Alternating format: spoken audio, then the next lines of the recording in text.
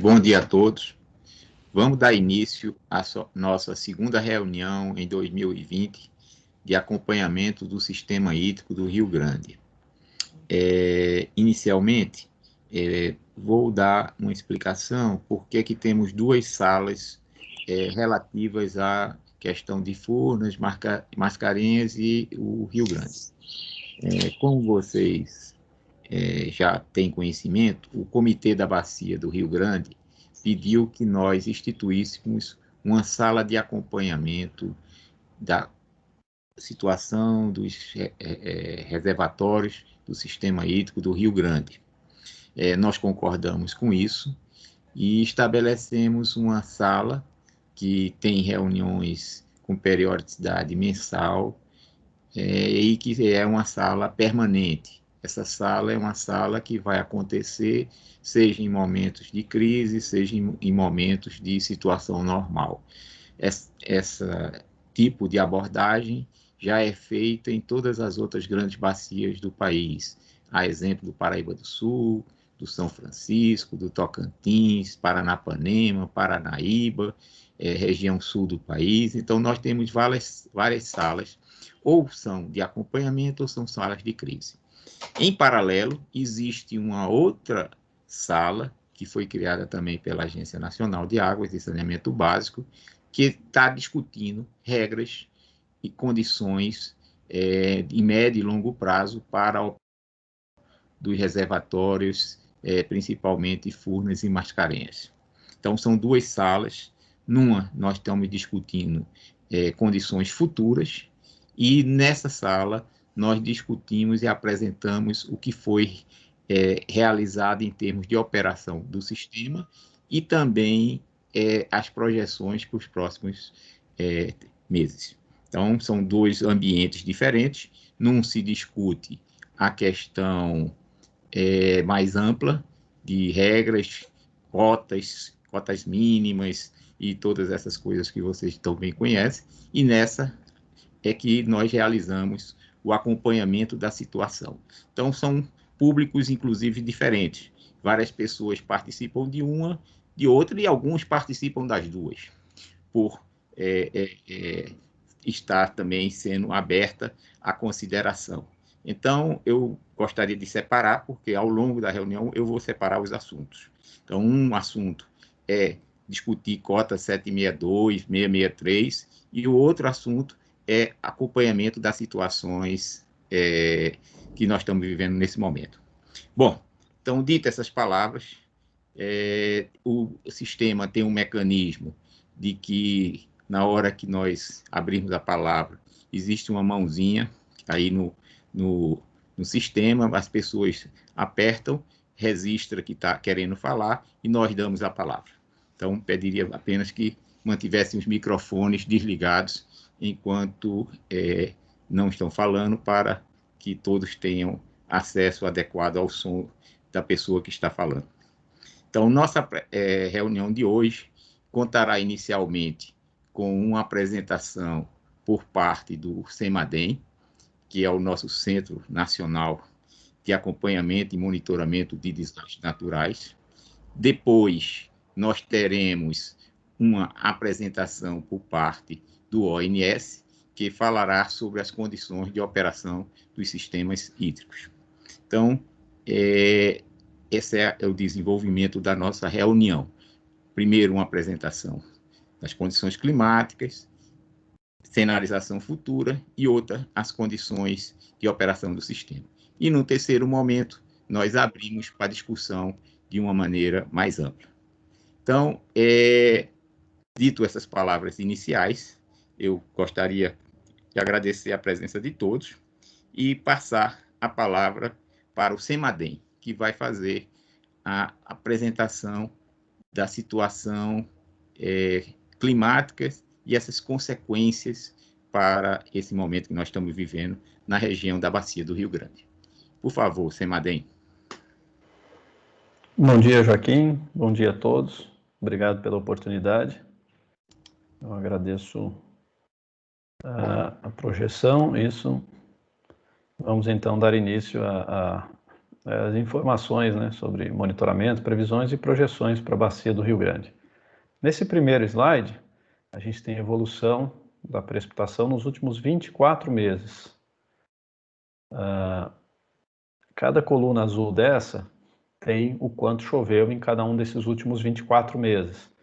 A primeira coluna azul, no canto esquerdo da figura, foi novembro de 18, onde tivemos um mês positivo, com chuva acima da média. A média é dada por essa curva cinza, né, com as bolinhas cinzas. Cada bolinha cinza é o que seria a média de longo termo para cada mês. Então a gente percebe lá no canto esquerdo, em novembro de 18 ficou acima da linha cinza.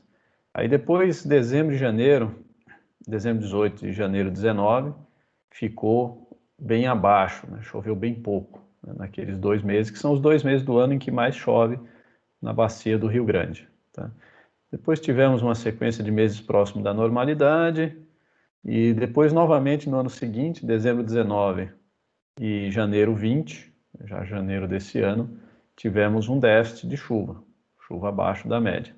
E aí esse ano tivemos uma boa chuva, né? Foi um mês em que choveu bem acima da média, choveu até mais do que a média de janeiro e dezembro, que são os meses mais chuvosos, né? Isso deu um certo fôlego ali em termos de água na bacia.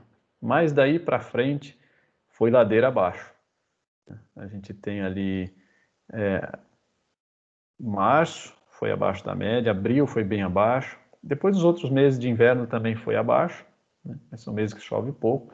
E aí a gente tem o mês aqui que eu circulei em vermelho, mais à direita aí da figura, de outubro 20, que é o mês passado, onde ficamos abaixo da média. Tivemos aproximadamente metade da chuva do mês apenas. Tá? Um mês de transição, um mês em que a gente está saindo da estação seca, migrando para a estação chuvosa, então já começa a ter algumas chuvas, mas que nesse ano ele ficou bem aquém da média. A gente tem ali nos títulos da figura, precipitação do dia 1 de novembro até 4 de novembro, apenas 4 milímetros, que é a última coluna, uma coluninha azul bem pequena, né? E a gente vê que nessa respectiva coluna, essa última, a linha cinza já começa a subir, né? Novembro já é um mês com uma quantidade significativa de chuva, na média de longo termo, né? A média para novembro está ali em cima, de 177,9 milímetros. Tá? E no acumulado aqui de 1 de outubro até 4 de novembro, tivemos 68 milímetros. Tá? E a média, juntando outubro e novembro, seria 314 milímetros. Tá? Giovanni, Sim. Giovanni, desculpe interromper. Se você pudesse explicar que isso é a chuva na bacia e não num posto único, que é a média de todos, porque algumas pessoas chuvas nas suas localidades, mas que essa apresentação que você está fazendo é a média da bacia como um todo, por favor. Desculpe. Isso, obrigado, Joaquim, obrigado pela contribuição. É importante lembrar, muito boa a sua contribuição, que isso aqui é uma média em todo o contorno da bacia. E no próximo slide a gente vai ver uma figura que deixa claro esse contorno, é essa linha branca, ó. Essa linha branca que é o contorno da bacia. Então o slide anterior a gente tinha uma média para toda essa área branca, né? Se a gente considera ponto a ponto da bacia, a gente tem uma grande variabilidade espacial em termos desse comportamento da chuva, né? Mas a gente está olhando a bacia como um todo. E nessa figura a gente tem um acumulado de chuva de 1º de outubro até ontem, 5 de novembro. Do lado esquerdo é o quanto choveu nesse período. E a gente vê que teve pouca chuva aí, né? Algumas cores entre 10 e 50 milímetros, segundo a escala embaixo, e algumas coisas entre 50 e 100, né? Algumas áreas entre 50 e 100 milímetros. Na figura da direita, a gente tem a diferença entre isso que choveu, que é o que está na figura da esquerda, e o que seria a média de longo termo, que a gente chama também de climatologia. E aí, na escala de cores à direita da segunda figura, a gente tem os tons de cores quentes, indicando onde ficou abaixo da média, e as cores frias, onde ficou acima da média. A gente percebe que dentro desse contorno branco, que é o contorno da bacia, temos apenas cores quentes, ou seja, chuva abaixo da média nesse período de 1 de outubro a 5 de novembro. Abaixo e bem abaixo da média em algumas áreas, né? Próximo slide. Aqui a gente está se aproximando no tempo para ver apenas os últimos 15 dias. Na figura da esquerda, a gente tem a chuva acontecida, a chuva medida na bacia, e as cores se referem à escala. Não está aparecendo aqui a escala de chuva, ficou faltando aqui. Mas o mais importante também nessa figura é a gente olhar o quanto isso ficou acima ou abaixo da média, que é a figura da direita, essa sim está com a escala aqui à direita dela, né? Novamente as cores, os tons frios indicam chuva acima da média, os tons quentes abaixo da média. Então a gente vê uma boa mudança no padrão nesses últimos 15 dias do que no slide anterior, quando a gente olhava o período inteiro desde 1º de outubro. Então no período inteiro está bem abaixo da média, mas se a gente olhar apenas os últimos 15 dias, a gente tem algumas áreas próximas da média, algumas áreas um pouco acima, algumas áreas um pouco abaixo. E aqui isso reforça o comentário do Joaquim, de que quando a gente olha pontualmente dentro da bacia, tem uma grande variabilidade espacial, né? Algumas áreas podem estar acima, outras abaixo, outras dentro do normal. Próximo slide. Aqui a gente tem uma evolução temporal da chuva, e aqui não é a bacia, eu peguei aqui na figura da esquerda, tem um quadradinho branco, né, próximo da área da bacia ali, para a gente ter como referência nesse gráfico. O gráfico de cima mostra desde janeiro, né, a linha preta é a média, as áreas em azul mostram os períodos em que a chuva ficou acima da média, e quanto mais larga essa faixa azul, mais acima da média, né? E em termos técnicos a gente chama de anomalia positiva de chuva. A faixa em vermelho, que aparece claramente no período aqui, outubro, novembro, na figura direita acima, né? Aquela faixa vermelha, está ali entre outubro e novembro, indicando anomalias negativas, ou seja, chuva abaixo da média, né? Então fica claro que no início do ano, lá depois de fevereiro principalmente, né? Em janeiro vinha próximo do normal, depois em fevereiro subiu para o azul aqui, a gente ficou com anomalia positiva de chuva. Aí durante o inverno vamos dizer, esse saldo positivo foi sendo zerado, e agora em outubro, quando deveria iniciar a chover as chuvas e não iniciaram, a gente começou a entrar no negativo dessa conta de chuva, essa conta considerando apenas esse ano, né? No gráfico de baixo, a linha vermelha mostra a climatologia de chuva diária entre 1997 e 2014, ou seja, quanto em média chove em cada dia do ano aí.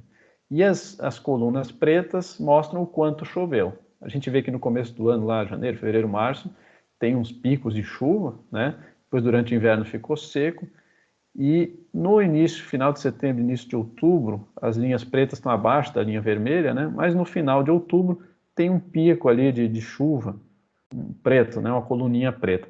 Próximo slide, vamos dar um zoom nessa área entre outubro e novembro, porque eu quero comentar exatamente, eu fiz um recorte, e no detalhe está aqui à esquerda, a seta está indicando outubro, novembro. Aqui a gente pode ver melhor a linha vermelha, mostrando que tem uma variabilidade, né, durante o mês, mas que no final de outubro, início de novembro, a linha vermelha sobe, né? Tem uma clara tendência climatológica, uma média de longo termo, das chuvas irem aumentando aí entre final de outubro e início início de novembro.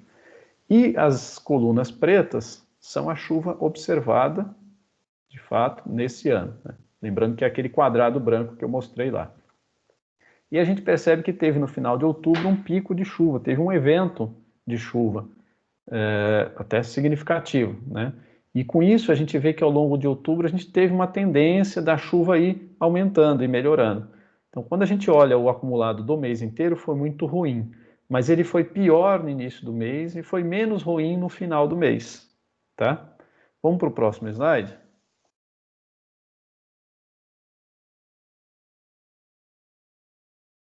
Isso. Aqui eu vou lembrar da nossa última reunião, as previsões que a gente tinha, e vou avaliar essas previsões para ver se elas foram um bom sinalizador do que de fato aconteceu da última reunião para cá.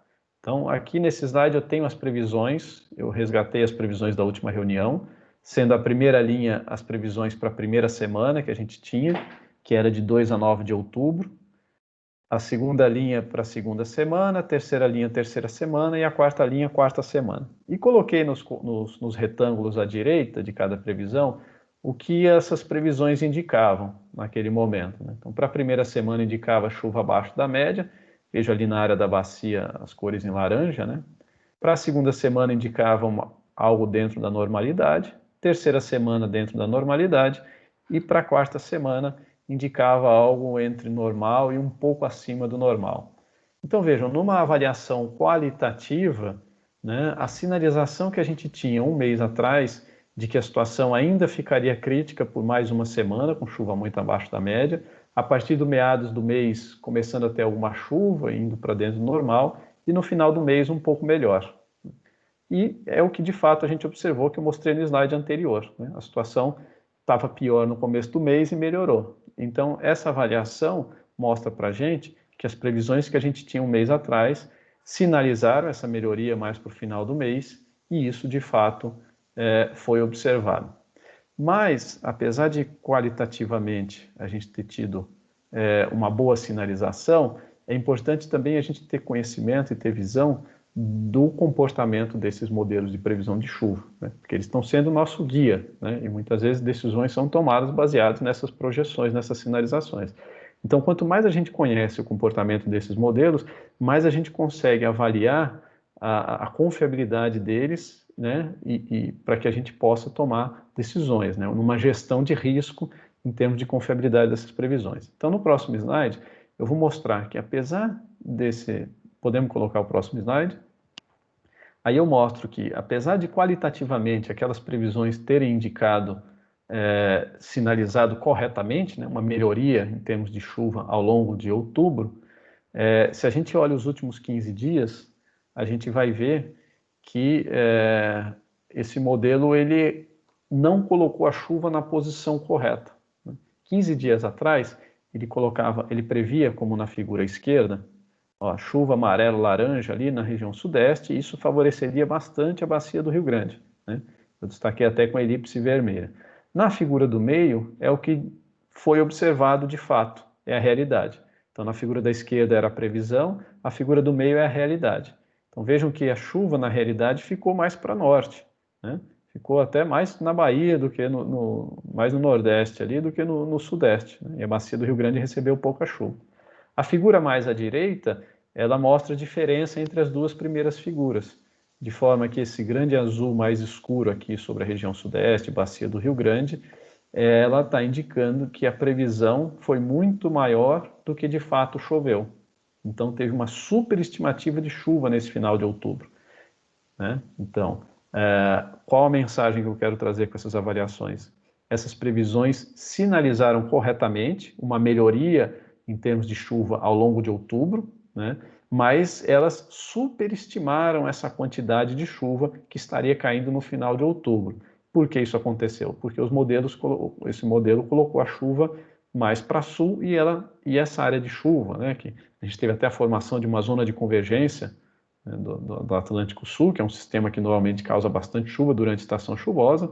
Então, um mecanismo normal da atmosfera para causar chuva, só que ele se posicionou um pouco mais ao norte do que o modelo estava prevendo, tá? Então, acabou caindo menos chuva do que estava previsto. No próximo slide, a gente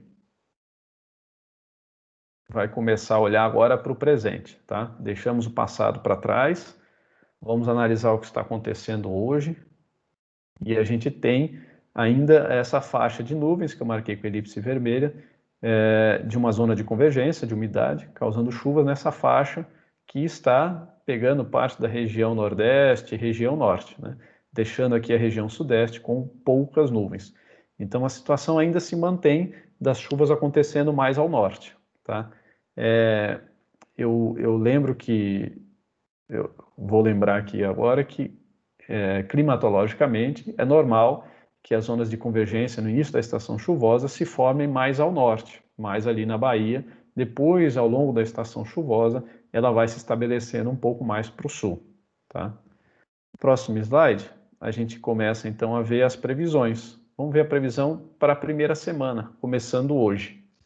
Hoje, o primeiro dia e 6 dias para frente. Na figura mais à esquerda, a gente tem a climatologia, ou seja, o que seria normal chover nessa semana de 6 a 13 de novembro, né, a média de longo termo. Na figura do meio que está sendo previsto, a gente vê que tem azul mais escuro, né, ali na cabeceira, na região de Furnas, tem um bom volume de chuva. E na figura mais à direita, essa diferença, né, entre a climatologia e a previsão, com tons de azul ou branco, indicando que na bacia a chuva estaria entre normal ou até, em algumas áreas, em alguns pontos de medição, vamos dizer assim, pode ficar um pouco acima da média. Bom, lembrando da avaliação que a gente acabou de ver, que o modelo superestimou a chuva, né, apesar de qualitativamente ter sido bom, a gente precisa olhar com cautela essa chuva, né, e considerar a partir daquilo, né, sob a luz daquela avaliação que eu mostrei, de que, olha, sim, nessa próxima semana teremos uma semana em que é favorável à ocorrência de chuvas, mas que esses volumes de chuva podem não ser tão grandes como esses que estão sendo previstos aqui, né? Mais do que isso, esses modelos tendem a homogeneizar a chuva espacialmente, né? Vejam, grandes áreas de chuva com a mesma cor, e na realidade a gente sabe que essas chuvas elas acontecem em forma de pancadas. Em algumas áreas chove forte, em outras áreas nem chove. Então, uma grande variabilidade espacial da chuva, tá? Nessa primeira semana. Vamos para o próximo slide. E aqui a gente tem aí sim no detalhe, na figura da esquerda, um recorte ali, a linha preta mais grossa do contorno da bacia, e o volume de chuva acumulado nesses 7 dias, nessa primeira semana de horizonte de previsão, né, no detalhe. Então vejam, ele prevê bastante chuva ali na região de Furnas, tá? E no gráfico da direita, a gente tem a evolução temporal dessa chuva no contorno da bacia. Então ele acumula nos 3 primeiros dias 2 milímetros, ou seja, praticamente sem chuva nesses 3 primeiros dias. O que são esses 3 primeiros dias? Hoje, que é sexta-feira, sábado e domingo, né? Praticamente nenhuma chuva. Depois, se a gente andar mais um dia ali, também segunda, não. A partir do meio da semana que vem, que a gente começa a ter alguma chuva mais significativa. De uma maneira que em 7 dias está acumulando 48 milímetros. A linha azul é a média de longo termo, é a climatologia. Então veja que nesses primeiros dias a chuva vai ficar abaixo da média, mas que em 7 dias, então lá meio para o final da semana que vem, com essa chuva prevista, deve ficar próxima da média. Aqui coloca um pouco acima, né? Mas eu lembro daqueles comentários de que é possível que o modelo esteja superestimando. Depois aqui nesse gráfico ainda tem um pouco mais para frente, ó, até 10 dias, mostrando que depois desses 7 dias a gente ainda estaria num período favorável para chuvas. Próximo slide. Aí aqui a gente avança no horizonte de previsão, vamos para a segunda semana. Novamente a figura à esquerda tem a climatologia, a figura do meio a previsão, e na figura mais à direita tem a anomalia. Tá? A anomalia mostra na região da bacia do Rio Grande chuvas próximas da normalidade. Tá, okay? As chuvas deveriam ficar um pouquinho mais para norte, né? A previsão aqui. Tá? Próximo slide. Aí a gente vai avançar para a terceira e quarta semanas. Em cima a gente tem a terceira semana e as previsões indicam mais na cabeceira da bacia, né, uma situação mais favorável para a chuva. E na quarta semana, que seria já final de novembro para o iniciozinho de dezembro, uma situação, uma grande variabilidade espacial, não muito bem definida, mas estaria mais para normal ou talvez um pouco abaixo do normal, nessa figura, né? Então, para as próximas 4 semanas, fazendo uma rápida síntese, a gente teria sim a chance de chuvas, principalmente na primeira semana, semana que vem, né? Depois uma chuva dentro do normal, mas ainda continuando a chover. Na terceira semana também, ainda com chuva, principalmente na cabeceira. E na quarta semana já com uma incerteza um pouco maior, uma variabilidade espacial maior, né? Tá? A partir do próximo slide, a gente vai começar a falar das projeções hidrológicas. Se a minha colega do CEMADEM estiver presente... Oi, Giovanni. Oi, Alice, Joaquim, está presente. bom dia, estou presente. Tá, Se ok, eu você passo quiser a palavra para apresentar, pode você, então, apresentar, Alice. mas Tá Fica à bom. vontade. Então, eu vou dar continuidade à apresentação do CEMADEM. Bom dia, Joaquim, bom dia a todos. E especificamente para a bacia de drenagem de Furnas. Aí, fazendo um resumo aí sobre a precipitação e a vazão na bacia. Na parte superior do slide, nós temos o monitoramento mensal da precipitação, representado pelas barras na coloração azul, desde abril até outubro de 2020. No mês de outubro, nós somamos aí quase aproximadamente 80 milímetros na bacia. Isso corresponde a um pouco menos que 70% da nossa média de longo termo. Em relação à vazão, na parte inferior do slide, é possível observar valores bem abaixo da média de longo termo, desde abril até outubro de 2020. No período de outubro, mês de outubro de 2020, nós tivemos um valor médio, de acordo com os dados consistidos do ONS, de 157 metros cúbicos por segundo. Isso representa um valor muito baixo em relação à nossa média de longo termo, mais especificamente 35%. Quando nós comparamos isso com o mesmo período do ano passado, nós estamos numa situação ainda mais pessimista e mais próxima da mínima mensal para esse mês de outubro, que está representado pela linha vermelha na figura também. Essa condição de vazão observada aí muito abaixo dos valores da média de longo termo para a bacia, no próximo slide, por favor, é possível observar que ela vem já se acumulando ao longo de um período maior. E isso pode ser observado pelo índice padronizado de vazão nessa figura. Ele é um índice bem similar ao índice padronizado de precipitação e ele é bastante utilizado na hidrologia para identificar e caracterizar as secas dentro de uma bacia hidrográfica, em diferentes escalas de tempo aí. Aí nós temos exemplos de 6, 12 e 18 meses. Esse índice, na prática, ele representa o quanto os dados observados de vazão dentro da bacia, eles se afastam da climatologia ao longo desse período aí de 1993 até 2020. Então, nessa figura, fazendo um resumo, é possível observar condições de estresse ao longo dos últimos anos, não apenas de vazão em relação aos últimos meses, como na figura anterior, mas ao longo dos últimos anos, o que identifica aí está identificado pelas linhas verticais vermelhas circuladas na figura, que tem identificado aí uma condição de estresse na bacia, com déficit hídrico. No próximo slide, por favor, nós temos a previsão de vazão, de acordo com o nosso modelo PDM chuva-vazão, para os próximos 10 dias. Como o Giovanni já explicou, nós temos aí uma ocorrência de bastante chuva, de precipitação, bastante chuva para a bacia, porém, lembrando que podem estar esses valores superestimados, então, considerando essa previsão de precipitação, a vazão ela tende a subir. Nos próximos 10 dias, nós temos vazões da ordem de 234 metros cúbicos por segundo. O acompanhamento da previsão da vazão nessa figura, nesse slide, ele pode ser observado na parte inferior da figura, pela linha mais espessa vermelha, e essas linhas pontilhadas, elas representam os membros de previsão de vazão, que são dados em função dos membros de previsão de precipitação que estão na parte superior, representado pelas barras verticais. No último slide, por favor,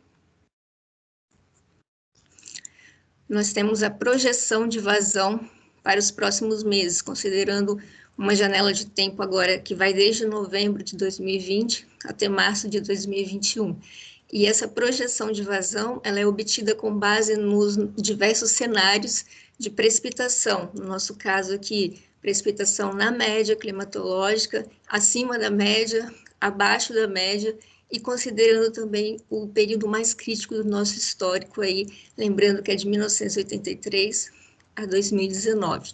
Então, resumindo essa figura, ela significa, a mensagem que ela nos passa é: mesmo que se chover sistematicamente, na média, a partir de novembro de 2020 até março de 2021, nós teríamos vazões não muito distante aí de 80% da nossa média de longo termo. Ou seja, mesmo chovendo na média, as vazões se manterão abaixo da média, é o que indica o nosso modelo. Bom, Joaquim, a nossa participação é essa, e nós ficamos à disposição para dúvidas, comentários. Obrigada. Ok, muito obrigado pela apresentação, que mostra a situação climática.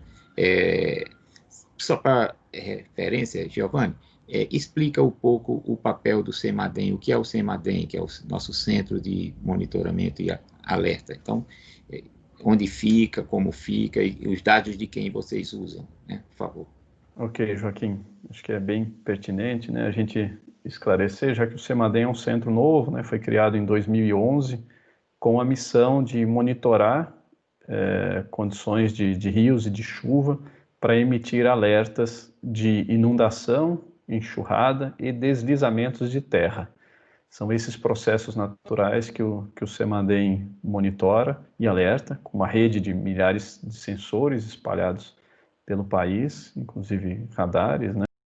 E aí, então, a missão do CEMADEM é fazer esse monitoramento. Nós temos equipe de tecnologistas da área de hidrologia, geografia, área de desastres, área de humanas também, porque a gente combina as previsões dos processos naturais com os impactos. Esses impactos são avaliados por profissionais que entendem das questões sociais, né? O desastre é uma combinação do fenômeno natural e de uma vulnerabilidade social. Então a gente precisa não só estudar, entender e prever o processo natural, mas também as vulnerabilidades sociais, para que essa combinação possa nos dar leitura de se é necessário ou não o envio de um alerta. Então, nós monitoramos quase 1.000 municípios no país, municípios que precisam ter mapeamento de áreas de risco, para que a gente possa saber se o município está sob algum risco ou não. Então, esse é o principal trabalho do CEMADEM.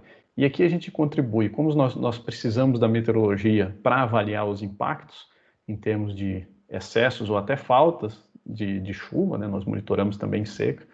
Então, nós temos informações meteorológicas. Essas informações não são todas geradas por nós, a gente usa informações de outras instituições brasileiras e também de fora do país, né? No Brasil, a gente tem o INPE, onde está o Centro de Previsão de Tempo e Estudos Climáticos.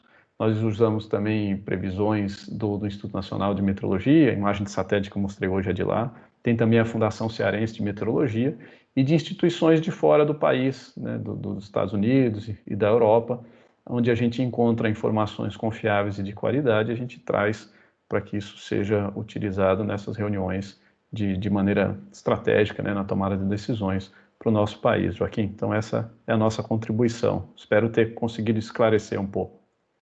Ok, e que vocês dão esse alerta nacional, né? Então, vocês cuidam do Brasil como um todo e ficam lá em São José dos Campos. Isso. São José dos A Campos. sede Então, em é um São José dos Campos, em termos de vinculado ao estrutura dentro Ministério. Isso, ao Ministério de Ciência, Tecnologia e Inovações. Ok. Então, vocês são, no Brasil, o órgão, vamos dizer assim, capaz e responsável por fazer esse acompanhamento de desastres, seja seca, seja inundações, né? Exato. Ok. Muito Obrigado. obrigado. Bom, então vimos as informações dos institutos de meteorologia, né, e de acompanhamento, né, porque ele não é instituto de meteorologia, ele é de acompanhamento e monitoramento do alerta de desastres naturais, que é uma coisa mais ampla, tá certo? Claro, cada estado também tem seu instituto de meteorologia, seu órgão responsável pela meteorologia, também tem uma sala de crise e tudo mais, tá? Então, é importante saber que a chuva é acompanhada a várias mãos, tá certo? Mas essa é a posição que tem. Bom, está presente alguns representantes do governo do estado, do IGAM, que também faz esse acompanhamento. Então, eu pergunto nessa ocasião se o IGAM gostaria de fazer algum comentário adicional sobre o que foi falado aqui em termos de previsões meteorológicas, que porque ele também faz. Então, mas não se sinta constrangido em não falar, quer dizer, é só o seguinte, se precisar de ter alguma complementação, essa palavra está facultada a qualquer momento para o IGAM na parte de meteorologia também, tá certo? Então, esse é um ponto importante, não precisa nem esperar a abertura. O IGAM tem essa prerrogativa de, a qualquer momento, poder pedir a palavra e falar, ok? Bom, Então, dito essas palavras da meteorologia, vamos ouvir, então, a palavra do Operador Nacional do Sistema Elétrico sobre as questões relativas à operação dos reservatórios do país e, no particular, os reservatórios da Bacia do Rio Grande. Bom dia a todos, sou Vinícius, do ONS. Antes da gente começar a apresentação, eu queria só fazer uma introdução. Essas informações que foram trazidas aqui pelo CEMADEM, pela condição meteorológica na Bacia do Rio Grande, ela mostra uma situação, pela sequência de meses de anomalias de precipitação foram verificadas, conduzem a uma condição hidrológica bastante desfavorável, eu diria crítica, na Bacia do Rio Grande. E a gente aqui na nossa apresentação vai complementar isso em relação à condição hidrológica não só da Bacia do Rio Grande, mas em outras bacias do Sistema Interligado Nacional, que, como todos sabem, a gente tem uma interligação que abrange praticamente o país todo, e a condição de atendimento do sistema termina sendo influenciada pela situação em diferentes bacias do SIN, Sistema Interligado Nacional. Queria destacar nesse ponto, com essa apresentação que nós vamos fazer dessas condições nessas diferentes bacias, uma decisão que foi tomada pelo Comitê de Monitoramento do Setor Elétrico. Aqui a gente tem a presença de um representante do Ministério, o Guilherme Godoy, diretor do Ministério, que pode estar dando mais detalhes sobre isso, mas houve uma decisão no dia 16 de outubro do CMSE, que é esse comitê, que é coordenado pelo Ministério, pelo despacho térmico de usinas térmicas por garantia energética, ou seja, acima das usinas geração térmica acima das usinas que são despachadas normalmente pelo modelo de otimização, e também importação de energia da Argentina e do Uruguai para complementar essa oferta de energia adicional para buscar atenuar o deplecionamento de reservatórios no sistema brasileiro. Então, o setor elétrico está tomando todas as medidas possíveis ao seu alcance para que a gente tenha, dentro do contexto da operação das usinas hidrelétricas brasileiras, o respeito às restrições estabelecidas, a busca de tentativa de atenuar o deplecionamento dos reservatórios. Aqui na Bacia do Rio Grande, em particular, a gente tem uma condição operativa no reservatório de Furnas e Mascarenhas de Moraes, que vem sendo discutida sob a coordenação da ANA, numa sala criada pela ANA, do grupo de trabalho relativo a essas duas usinas. Nós lá apresentamos uma proposta que foi concebida no âmbito do setor elétrico. Ela não foi objeto de um acordo até o momento, não houve condições de ter um acordo em cima dessa proposta que o setor elétrico apresentou, mas ela foi assumida unilateralmente pelo setor elétrico no sentido de buscar atenuar essas condições hídricas nesses dois reservatórios. Naquela ocasião foi feita uma projeção com base nas condições que eram enxergadas naquela época, entre agosto e setembro.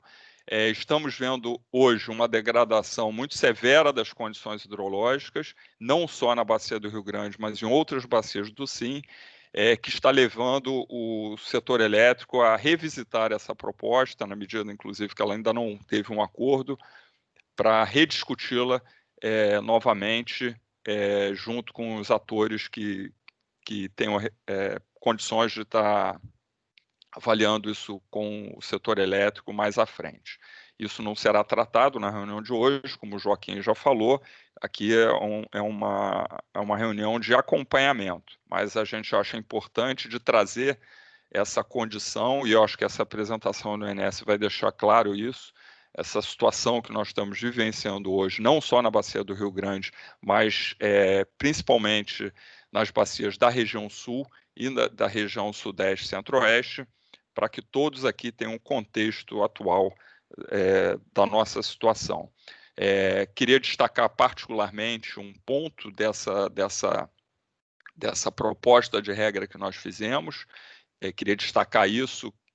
Nós colocamos lá uma cota mínima para Furnas e uma cota mínima para Mascarenhas Moraes, a partir da qual nós passaríamos a operar fio d'água, e nesse último final de semana, em Mascarenhas de Moraes, nós já trouxemos isso em alguns momentos, que a gente faz uma operação que não é com a mesma vazão em Furnas e Mascarenhas, em função da capacidade das unidades geradoras dessas duas usinas serem diferentes. Então, apesar da proposta ser uma operação em paralelo, ela tem um descolamento ao longo da semana, e neste final de semana, em Mascarenhas de Moraes, terminou se excedendo esse descolamento, e a gente, percebendo isso, ao longo do início dessa semana, nós buscamos recuperar, e hoje nós já estamos com a cota mínima estabelecida para Mascarenhas de Moraes, recuperada no tempo real. A partir de hoje, do início da manhã de hoje, nós já estávamos com um nível mínimo que nós propusemos, né? Lembrando sempre que isso não é uma regra estabelecida, é uma proposta de regra que foi assumida pelo setor elétrico. Ela já foi restabelecida, o armazenamento mínimo de 23% em Mascarenhas de Moraes. Como eu falei, é uma regra que está sendo revisitada pelo setor elétrico em função das condições atuais, não só da bacia do Rio Grande, mas do sistema como um todo. Mas, enquanto prevalecer o atendimento dessas cotas mínimas, a gente vai estar buscando respeitá-la, e queria fazer esse destaque logo já de início. Tá? Eu citei aqui o Guilherme, eu não sei se o Guilherme quer falar antes da nossa apresentação ou se a gente... Tá, obrigado aí, Vinícius. É importante você citar, e é importante eu já falar desde já a prioridade que a gente tem feito as reuniões do Comitê de Monitoramento sobre esse assunto, né, do atendimento energético do país. As reuniões são feitas semanalmente, e hoje mesmo temos uma reunião já agendada para rever as condições. As usinas termoelétricas já estão acionadas para atender ao sistema.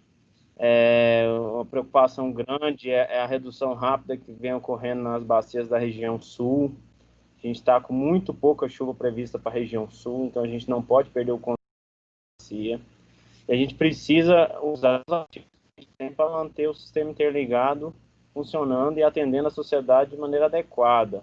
E frente aí à transição para o período úmido que vem ocorrendo lentamente aí na região sudeste, a gente observa que várias usinas do sistema têm excursionado a níveis baixos de armazenamento, por conta das vazões e da energia natural ainda não ter refletido. Então, por conta disso, o comitê vem atuando aí semanalmente. A gente está trazendo energia importada dos países vizinhos no montante ofertado. A gente está despachando a geração termoelétrica que a gente tem, mas a gente não consegue fazer chover onde a gente quer, no momento que a gente quer. Então, a gente conta também com a ocorrência da chuva, por conta do nosso parque hidrelétrico ser bastante grande e ser bastante importante para atendimento da nossa carga na conjuntura atual. Então, esse é o desafio, o ponto de atenção nosso nesse momento. Nós não estamos numa situação confortável de atendimento, nós estamos numa transição para o período úmido que ainda não está refletindo em aumento de vazões, em aumento de armazenamento, tá? Por isso que há essa atenção especial do Comitê de Monitoramento em relação ao atendimento. E nesse ponto, a gente deliberou no comitê, inclusive, para buscar geração termoelétrica, o que for suficiente para auxiliar na diminuição desse armazenamento rápido das hidrelétricas, né? E acho que esse é o ponto que o Vinícius está colocado. As atas das reuniões são públicas, estão disponíveis no site do Ministério. Está lá citado explicitamente a condição da Bacia do Grande e a nossa preocupação com ela. Então é isso, a gente tem feito todos os esforços para para minimizar esse depressionamento. Mas é uma situação que a gente aí está trabalhando e revisando semanalmente. A gente também teve um pouco de frustração de geração termoelétrica lá de algumas usinas, porque foi um despacho rápido de várias usinas. A conjuntura mundial associada ao Covid afetou inclusive isso, a questão de disponibilidade de gás para as usinas de imediato começarem a gerar. Isso foi um fator também de preocupação e por isso nosso acompanhamento semanal. As termoelétricas estão voltando aí em quase sua totalidade, gradativamente foi recompondo a disponibilidade. Então, enquanto isso ocorria, a gente tem que usar os ativos para atender a carga, tá? Então, isso é importante ficar claro e para nivelar com todos vocês. Essa reunião aqui é justamente para isso, para a gente ter a maior transparência possível em tudo que está sendo feito, para buscar garantir um depressionamento mínimo em todas essas hidrelétricas que a gente trata aqui. Ok? Obrigado aí. Continuar, Luiz.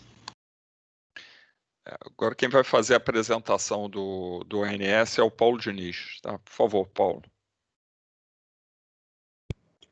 Ok, Vinícius. Bom dia a todos. Então, vou fazer aqui a apresentação da avaliação das condições hidrológicas de armazenamento da bacia do Rio Grande, mas também antes eu vou fazer um rápido overview, né, em alguns poucos slides, sobre a forma de otimização do Sistema Interligado Nacional e essa situação sistêmica que a gente tem não somente no Sudeste, não somente na bacia do Rio Grande, mas abrangendo também a avaliação sistêmica, né, de todo o Sistema Interligado Nacional. Próximo slide, por favor. Bom, no slide 2 é onde a gente tem aí a agenda, né, da reunião, o qual a gente vai passar hoje rapidamente. Próximo slide, 3. Então, aqui a gente vai falar sobre o Sistema Interligado Nacional, alguns macronúmeros e alguns valores, né, onde é sempre importante a gente ter em mente, né, que quando a gente fala da operação especificamente de uma bacia hidrográfica, na verdade, isso tem todo um contexto interligado, todo um contexto que as linhas de transmissão de energia permite que a gente faça uma gestão integrada de todo o recurso hidráulico e hidroelétrico que a gente tem dentro do Sistema Interligado Nacional. No slide 4, por favor, a gente observa as macro características, né, do Sistema Interligado Nacional, onde a gente tem ali, o slide 4, por favor, isso. Onde a gente mostra, né, que a gente tem um parque de transmissão de energia elétrica dentre os mais complexos do mundo em nível mundial, algo comparado aí somente ao chinês e alguma pouca coisa em relação ao europeu, né? Se a gente pegar o mapa do Brasil e virar ele na horizontal, a gente pode dizer que a gente abrange todo o território europeu. A gente tem aí transmissão literalmente de norte ao extremo sul do Brasil, extremo leste ao extremo oeste do Brasil. Dentro desse contexto, né, a gente tem toda uma complexidade aí de atender, em média, atualmente, por exemplo, agora ao longo do ano de 2020, toda a demanda de energia do país, com 65% de geração de energia hidroelétrica, 14% térmica e 20% geração das fontes renováveis intermitentes, né? Principalmente a eólica na região nordeste do Brasil. Próximo slide, por favor. Bom, nesse slide a gente detalha, né, a complexidade que a gente tem dos agentes que integram esse sistema interligado, né, que são 56 empresas entre públicas e privadas, né, contabilizando 161 aproveitamentos hidrelétricos acima de 30 megawatts médios. São 73 reservatórios de regularização e 88 usinas a fio d'água, né, um número grande que vem sendo agregado ao sistema, que são usinas com falta de regularização, ou seja, usinas sem grande porte de reservatório. É sempre bom destacar, né, que quando a gente interliga uma fonte de geração de energia dentro do sistema interligado de transmissão, a gente não tem como mais separar, né? A energia que a gente está atendendo nesse momento aí no interior de Minas Gerais, ou atendendo aqui o Rio de Janeiro, ou atendendo Brasília, essa energia não vem com carimbo de onde ela está sendo gerada, né? Então, nesse momento, por exemplo, um pedaço da energia que está sendo consumida em Minas Gerais ou em São Paulo pode estar vindo de uma eólica, no Nordeste pode estar vindo de uma termoelétrica na região sul do Brasil. Então, há todo de transmissão. Não há esse carimbo no momento que você integra uma fonte de geração dentro do sistema interligado de transmissão de energia elétrica. Próximo slide, por favor. Dentro desse contexto, né, a gente é uma diretriz do ONS buscar um equilíbrio entre suprimento de energia, né, ou seja, atendimento da demanda de energia elétrica do país, com o menor custo possível e a maior segurança de atendimento desse suprimento. Em que ótica a gente fala sobre essa segurança? Evitar, obviamente, ocorrências dentro da rede de transmissão, ou seja, blackouts, evitar, num médio prazo e longo prazo, racionamento de energia, contando a minimização do custo de operação. E qual é a principal variável que a gente tem dentro do contexto de minimização do custo de operação de energia? É o despacho térmico, que é realmente a principal fonte de geração de energia elétrica, que insere dentro desse processo de tomada de decisão com mais intensidade essa variável em relação ao aumento do custo. E tudo isso buscando essas duas vertentes, né? Operação segura ao menor custo possível. Próximo slide, por favor. O slide 7, ele dá um overview temporal de como são tomadas decisões nos horizontes de operação, né? A gente tem um horizonte de médio prazo, onde ele se acopla lá à frente com o planejamento, né, que vem da empresa de pesquisa energética do Brasil, a EPE. Dentro desse contexto, né, são 5 anos à frente que a gente faz essa avaliação, onde o primeiro ano ele é discretizado mensalmente. No curto prazo, a gente tem um horizonte de avaliação de até 12 meses à frente, onde o primeiro mês é discretizado semanalmente, e um curtíssimo prazo, ou seja, que ele é discretizado até de meia e meia hora. Então, a energia elétrica que está sendo consumida em cada uma das localidades que vocês estão agora, ela é definida, ela é otimizada num patamar segregado de semi-hora, ou seja, de meia e meia hora. E dentro de todo esse complexo, né, de tomada de decisão, a gente tem modelos matemáticos, cada uma dessas caixinhas tem seu modelo matemático próprio, onde a função objetivo desse modelo matemático é ter o menor custo de geração de energia elétrica possível. E claro que isso tudo é sujeito, né, a restrições elétricas e certamente também restrições hidráulicas. Próximo slide, por favor. Bom, a partir desse slide a gente vai começar a mostrar uma avaliação das condições hidroenergéticas, principalmente agora nesse período seco de 2020. Próximo slide, por favor. Bom, nesse slide, né, no slide 9, a gente mostra uma situação hidroenergética, né? Aqui a variável que a gente está mostrando em cada um desses slides é a ENA, energia natural afluente. É uma contabilização da média de todas as vazões naturais que passam em todos os pontos de aproveitamentos hidrelétricos em cada uma dessas regiões que a gente observa aí na tela, e a gente contabiliza isso hidrologicamente dentro de uma média para cada uma dessas regiões. Então vamos observar o quadro à esquerda e acima, a região sudeste, onde a gente observa que a gente vem vivenciando, né, uma condição dentro do período seco, ali a partir de maio, com uma condição ruim, né? Ali maio 11, 11º pior, junho 13º, julho também.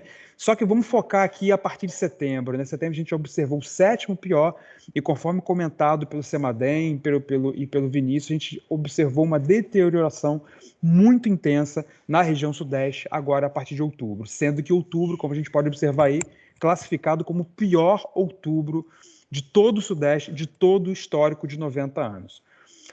Vamos focar aqui a região nordeste, né, que é a região que a gente vem observando aí uma pequena diferenciação, né? A gente observou ali um maio, né, não tão ruim, 35º, e uma condição um pouco mais deteriorada a partir de junho, né, 23º, 18º, e agora setembro e outubro, os 2 últimos meses, a gente observando aí em torno do 9º pior setembro, outubro de todo esse histórico de 90 anos. O outro subsistema muito importante nessa nossa avaliação de hoje, aí abaixo e à esquerda, que é o subsistema sul, né? A gente vem ali de uma média de janeiro a abril, que não está nesse gráfico aí, que formou a pior média de janeiro a abril de todo o histórico para a região sul. Então a gente já saiu de uma condição hidrológica muito ruim. A gente observou ali uma pequena melhora em junho, né, com o 33º pior mês de junho, só que a gente observou uma condição parecida com o Sudeste, muito ruim, agora nesse terço final do período seco, né? Ali como setembro com o 12º pior e agora outubro com o 2º pior mês de outubro de todo o histórico. A região norte, né, a gente também observa algo muito parecido com o que a gente vem observando aqui na região sudeste, ali o início do período seco, 18º, 28º, 36º ali em junho, e também uma condição mais desfavorável a partir de setembro. Né? Setembro, o 8º pior, e outubro, o 3º pior. Próximo slide, por favor. Contabilizando, né, todos esses subsistemas num único grande sistema, que é o Sistema Interligado Nacional, que é onde a gente faz o grande balanço energético para atendimento da carga dentro do Brasil como um todo, a gente observa bem no canto direito do gráfico aí uma condição muito ruim, né? Setembro, somando todas as condições hidrológicas no sistema inteiro, a gente observa o setembro como o 4º pior setembro, e outubro já fechamos como observado. Pessoal, alguém abriu o microfone aí. Mostra. Não, Paty, vamos sim, vamos pensar isso aí, vamos começar. Pessoal, alguém está com o microfone aberto. Só Acho que é Eliezer. A estruturar, porque agora ela falou. Prontinho, Paulo, pode continuar. Perfeito, obrigado, Antônio. Então, fechando aqui essa análise sistêmica, né, a gente fechou, então, outubro como o pior outubro de todo o histórico de 90 anos do Sistema Interligado Nacional. Próximo slide, por favor. Agora, saindo de uma visão macro, né, uma visão por todas as regiões do Brasil, uma visão contabilizando todo o Sistema Interligado Nacional, vamos começar agora a dar um zoom dentro da Bacia do Rio Grande. A Bacia do Rio Grande, a gente observa aí uma condição hidrológica desde maio já bem ruim, né, 15º de 90 anos, né, onde a média ali seria o 45º, né, junho 17º, junho 11º, e uma condição também muito ruim a partir de setembro. Em setembro a gente fechou como o 3º pior setembro do histórico, e outubro o 2º pior outubro do histórico para a Bacia do Rio Grande. Próximo slide, por favor. Bom, a partir desse slide eu vou mostrar para vocês uma visão já de perspectiva, né? Uma projeção. A cada semana a gente tem um processo chamado Programa Mensal da Operação, onde nós temos modelos hidrológicos físicos, né? Chuva, vazão, e modelos hidrológicos estocásticos. A gente faz uma previsão ao longo das próximas semanas para a gente fechar o mês em curso. Nesse caso, o mês de novembro. Então, usando essa ferramenta, né, de prospecção que a gente tem até o final do mês de novembro, aqui é a região sudeste, então a gente observa aí, como eu havia comentado, o mês de outubro, né, fechando com 52% da MLT, o mês de outubro, o pior outubro de histórico para o sudeste, como eu havia comentado anteriormente, e novembro, com a previsão realizada ontem, a gente tem uma previsão de média de 56% da MLT, que se configuraria como o pior novembro de todo o histórico. Então, realmente, a gente observa uma condição hidrológica muito desfavorável para a região sudeste, também agora, ao longo das próximas semanas do mês de novembro. Próximo slide, por favor. Dando um zoom, então, no sul, na sul, que é a outra bacia que a gente está com uma condição hidrológica bastante adversa, né? Como eu comentei aí, a gente observou o mês de outubro fechando como o 2º pior outubro do histórico, e com a previsão de vazões obtidas ontem, a gente observa que para o mês de novembro, para a região sul, com apenas 22% da média de longo termo de vazões, a gente observa uma previsão como o pior novembro de histórico para a região sul. Próximo slide, por favor. Dando também a mesma avaliação, né, de perspectiva, de previsão para a bacia do Rio Grande. E no slide 14 a gente observa uma previsão ao longo das próximas semanas, algo em torno de 27% da média. E se isso se configurar, né, a gente já está saindo de outubro para a bacia do Rio Grande como o 2º pior, e se configurar essa previsão para o mês de novembro, a gente teria o pior mês de novembro de todo o histórico para a bacia do Rio Grande. Próximo slide, por favor. Bom, então a gente agora vai começar a ter um detalhamento, né, em relação às condições hidroelétricas e em relação à condição de operação para a bacia do Rio Grande. Próximo slide, por favor. No slide 16, a gente tem uma fotografia, né, da condição de armazenamento observada nos principais reservatórios da bacia do Rio Grande, onde a gente observa fechado ontem aí o reservatório de Camargos com somente 7% de armazenamento, reservatório de Furnas fechou ontem com 27%, Mascarenhas de Moraes fechou às 24 horas de ontem com 22%, mas a gente já está com a operação definida desde ontem, como o Vinícius comentou, para o reservatório de Mascarenhas de Moraes chegar a uma operação a fio d'água, no mínimo proposto lá na regra de transição. Então, hoje, às 6 horas da manhã, o reservatório de Peixoto, Mascarenhas de Moraes, já fechou em 23%, né? E a intenção, dentro da programação da operação, a gente manter o reservatório operando a fio d'água nessa condição de armazenamento. Os outros destaques, né, também numa condição bem desfavorável, o Maribondo, aí perto do exutório, ali do exutório do Rio Pardo, né, Confluência do Pardo com Grande, apenas 8% de armazenamento, e Água Vermelha, 7%. E uma condiçãozinha um pouco diferenciada, né, mas um reservatório com um porte muito pequeno, que é na cabeceira do Rio Pardo, Caconde, com 36% de armazenamento. Próximo slide, por favor. Bom, a partir desse slide, a gente vai passar uma avaliação, né, nas condições de armazenamento dos principais reservatórios que compõem o sistema, para depois a gente se debruçar sobre a bacia do Rio Grande. Aqui a gente tem uma comparação, aqui já não é vazão, aqui já é armazenamento, na contabilização do armazenamento de todos os reservatórios que compõem cada uma dessas bacias, né? Então a gente observa aí uma particularidade muito próxima, né, no armazenamento, principalmente na bacia do Rio Grande, Paranapanema e Paranaíba, até o contrário, numa condição de armazenamento ali do Rio Grande ao longo, né, ali de abril em diante, uma condição até um pouco melhor do que o Paranaíba e por exemplo, o Paranapanema. E a bacia do Rio Iguaçu, como eu havia comentado, né, a gente está desde janeiro com uma condição muito desfavorável nas afluências ali no sul do Brasil, principalmente na bacia do Rio Iguaçu, que vem com uma condição de armazenamento ali muito precária, ali em torno de 30% a 35%, sendo que agora, nesse terço final, agora do período seco, né, a partir ali de setembro, a gente está praticamente com armazenamento em todas essas bacias equalizados entre 20% e 25%, 28% de armazenamento. Próximo slide, por favor.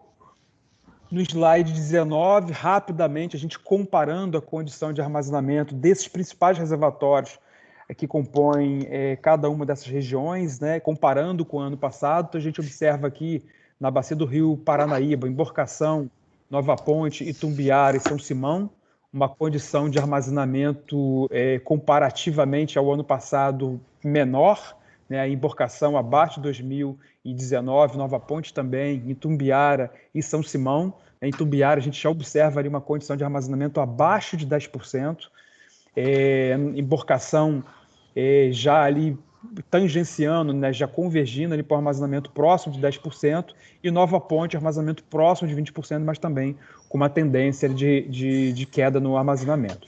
São Simão, uma particularidade aí, né, que são as aberturas de vertedouro que a gente vem fazendo ao longo dos últimos 30 dias no reservatório de São Simão, exatamente para a gente poder contabilizar mais água desse reservatório a jusante. Então, isso aí é uma variável importante dentro desse equilíbrio de armazenamento das águas aí a jusante. Próximo slide, por favor. Aqui a gente mostra no slide 20 os dois principais pontos de armazenamento, né, das bacias do Rio Iguaçu, que é a Foz do Areia, e do Rio Uruguai, que é a Machadinho. Então, a gente, como comentado aí, né, inclusive pelo Ministério, uma condição de armazenamento muito degradada para os principais reservatórios da bacia do Rio, da região sul. A gente observa aí Foz do Areia, a curva em preto acima, no slide acima, a condição de armazenamento é em torno de 4% a 5%, verificada recentemente. E aí para o Uruguai, reservatório de Machadinho, o armazenamento é em torno de 20% e com uma condição ainda de continuidade de algum uso da água armazenada nesse reservatório. Próximo slide, por favor. Ainda na bacia, na região sudeste, a gente observa dois pontos de controle importantes, né, que é Ilha Solteira, Três Irmãos. Aí na curva em vermelho, na faixa vermelha, o nível mínimo da hidrovia, o qual a gente vem mantendo, né, ao longo da operação desses últimos meses. Chegamos ali a tangenciar esse valor agora em outubro, né, e a gente com o armazenamento ali, principalmente São Simão, né, e aquele vertimento que eu comentei, a gente conseguiu novamente ali um equilíbrio, mantendo ali um distanciamento mínimo, né, seguro do mínimo da hidrovia ali em Ilha Solteira, Três Irmãos, sem contabilizar que toda a operação do Tietê, nesse momento, já está sendo feita a fio d'água para preservar, né, a hidrovia Tietê-Paraná. O outro ponto muito importante é Itaipu, que é a maior hidrelétrica que a gente tem de geração no Brasil, é binacional, mas é a maior hidrelétrica. Então a gente tem um limite ali de cota mínima, que é a cota 217, e a curva preta, aí a gente mostra que a gente tangenciou, né, em alguns pequenos momentos, até com uma operação levemente abaixo da cota 217, mas é um recurso muito importante para operação sistêmica dentro da operação do Sistema Interligado Nacional. Próximo slide, por favor. Bom, a partir agora do slide 23, a gente vai rapidamente passar no detalhamento da operação dos principais reservatórios da bacia do Rio Grande. Próximo slide, por favor. No slide 23, a gente tem o reservatório de Camargos, né? Então a gente observa que a gente saiu de um período chuvoso agora, de final de 2020, com o reservatório praticamente cheio, né, 100%, inclusive houve até um pequeno vertimento no reservatório de Camargos, e agora, ao longo do período seco de 2020, dado uma condição sistêmica, né, principalmente, como eu havia comentado, né, no início de janeiro, a gente teve uma condição do sul muito ruim, né, foi o pior janeiro, abril de todo o histórico para a região sul, então, e era um momento que a gente ainda não dispunha de uma geração eólica significativa no Nordeste, então todos os recursos e diminuição da geração nas principais usinas lá do norte do Brasil, né, principalmente Madeira e Xingu. Então, é um momento que os armazenamentos dos principais reservatórios de regularização do Sudeste são extremamente importantes para a gente fechar o atendimento da carga sistêmica, né? E aí um reflexo disso a gente mostra aí no reservatório de Camargos, o intenso uso do reservatório de Camargos, chegando ontem ao armazenamento ali próximo de 7%. Próximo, por favor. Aí o zoom na operação no slide 24, né, do reservatório de Furnas. A gente terminou ali o período chuvoso com armazenamento ali em torno de 65%, né, foi o armazenamento máximo. E aí a gente, com a política, né, com a regra, com a lógica de operação, conforme comentado pelo Vinícius, dessa regra de transição, a gente vem gerenciando a operação desse reservatório, né, contabilizando aí as defluências ao longo desse tempo. A gente observa ali a condição de afluência, que é a curva em azul, muito ruim, né, praticamente o escoamento de base ao longo de todo esse período seco, agora em 2020, fechando com armazenamento em torno de 27%. Próximo slide, por favor. A mesma condição, né, aqui o zoom da operação do reservatório de Mascarenhas de Moraes, também dentro da condição da regra de transição, que ela abrange a operação dos dois reservatórios, né, tanto Furnas quanto Mascarenhas de Moraes. Então a gente observa aí o uso do reservatório ali ao longo de junho e julho, né, uma estabilidade do reservatório ali a partir de agosto, e agora em função dessa condição sistêmica muito precária, né, a partir de setembro e outubro, um pouco mais intensamente o uso do reservatório, estabilizando ali numa operação a fio d'água próxima de 23%. Próximo slide, por favor. No próximo slide é o reservatório de Caconde, né, cabeceira ali do Rio Pardo. A gente também teve algo parecido com observar na cabeceira do Rio Grande, lá em Camargos, né, o reservatório terminou o período chuvoso com praticamente 100% do seu armazenamento, e também, mas a gente observando uma condição hidrológica, né, de afluências também bastante precária, e o uso do reservatório ao longo desse período seco, terminando com o reservatório ao longo dos últimos dias em torno de 36%. Próximo slide, por favor. Os reservatórios, né, agora vou passar Marimbondo e depois Água Vermelha. Marimbondo, a gente teve ali um armazenamento no final do período chuvoso de 2020, um armazenamento em torno ali de 90%, né, e ao longo desse período seco, né, uma condição, um reservatório muito importante também, tanto Marimbondo quanto a Água Vermelha, para a gente complementar a condição hidráulica, né, ali na confluência, principalmente entre o Grande, o Paranaíba, e pegando a calha principal da bacia do Rio Paraná, né, onde a gente tem grandes hidrelétricas ali importantes na complementação da carga sistêmica. Então, o Maribondo é um dos reservatórios que faz essa complementação hidráulica, tem essa função de complementação hidráulica muito importante, né? Então, aqui a gente mostra o uso gradativo desse reservatório ao longo desse período seco, né, também com uma condição hidrológica muito desfavorável, fechando ontem com armazenamento próximo de 7%. Próximo slide, por favor. E, por fim, no slide 28, a gente mostra o reservatório de Água Vermelha, a condição de operação, né? É um reservatório com uma importância, mas não tem o porte de regularização, por exemplo, do reservatório de Furnas, Nova Ponte e Emborcação, mas aqui a gente mostra o reservatório não terminou com uma condição de armazenamento tão significativa, né, em torno de 70%, o máximo que se atingiu agora no período chuvoso, no final do período chuvoso de 2020, e aqui a gente observa o gradativo uso do reservatório ao longo desse período seco, principalmente essa intensificação, né, dessa precariedade agora no final de setembro e outubro, terminando com o armazenamento ontem em torno de 6,7%, 7%. Bom, é isso que eu tinha para apresentar. Vinícius, eu passo para você, caso você queira complementar alguma coisa do que foi apresentado. Paulo, obrigado. Não tenho mais nada a acrescentar, não. Eu agradeço a oportunidade do ONS realizar essa apresentação. Eu queria só me pedir desculpa, que como o Guilherme já citou, a gente terá uma reunião do CMSE que começará dentro de 13 minutos. Então, em algum momento eu vou me ausentar, mas continua aí o Paulo Diniz, continua a Simone, que é gerente de Recursos Hídricos e Meteorologia, durante toda essa reunião. Obrigado, Joaquim. Ok. Obrigado, Vinícius, pela apresentação.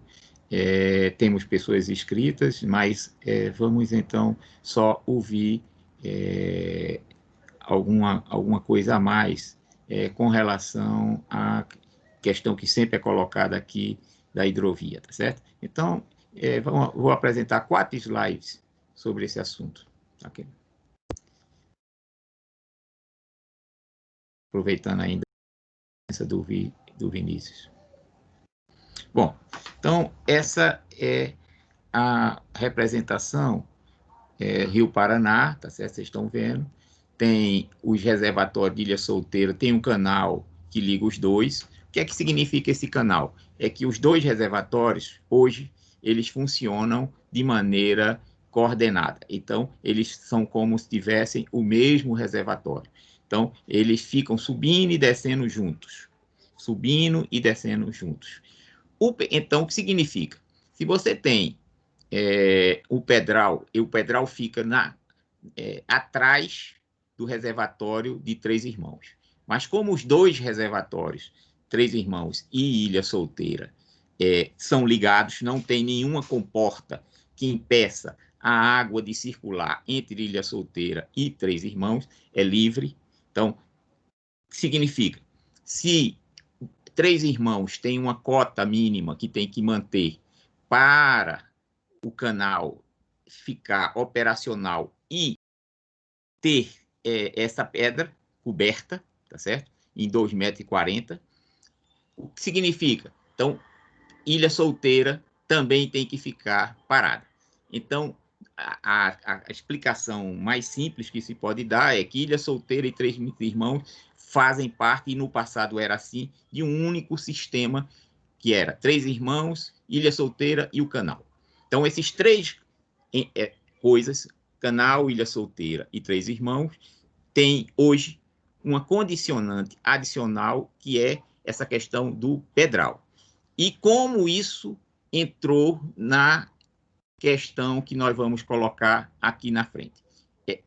Passe, por favor. A próxima. Não passou? Só um segundo, então, do joguinho. Peraí.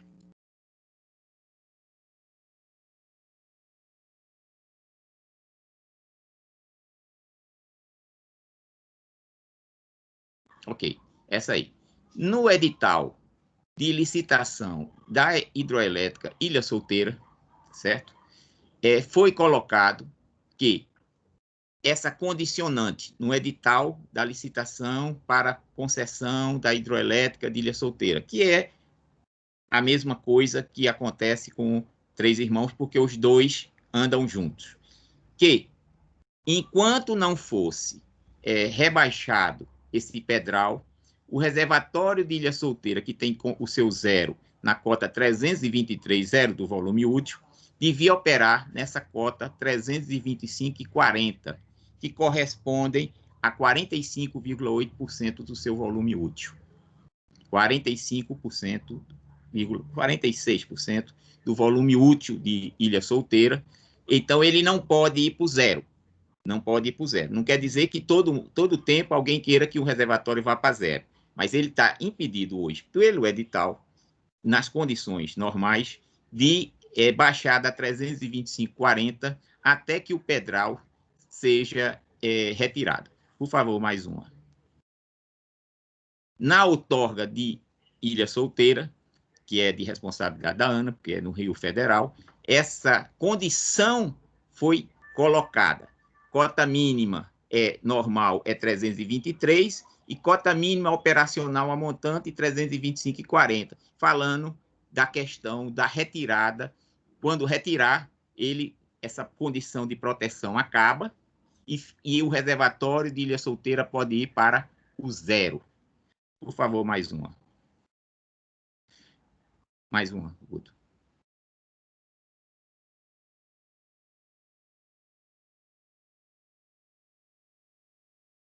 Mais uma. Você está com um delay. Bote aí o gráficozinho, o gráfico dos rios. Esse. Ok. Então, como está hoje? Hoje, que a gente diz, é o dia de ontem. A cota eu não disse que a proteção é a 325,40. Hoje, ontem estava 325,71, com 52%. O que é que quer dizer isso? Dos 48, existem 6% acima da cota mínima que está permitida. Então, ele não está permitido ir para o zero, ele está ficando na cota, no volume útil de 40%, hoje está com 52%, mas ele pode ir até 45,8%.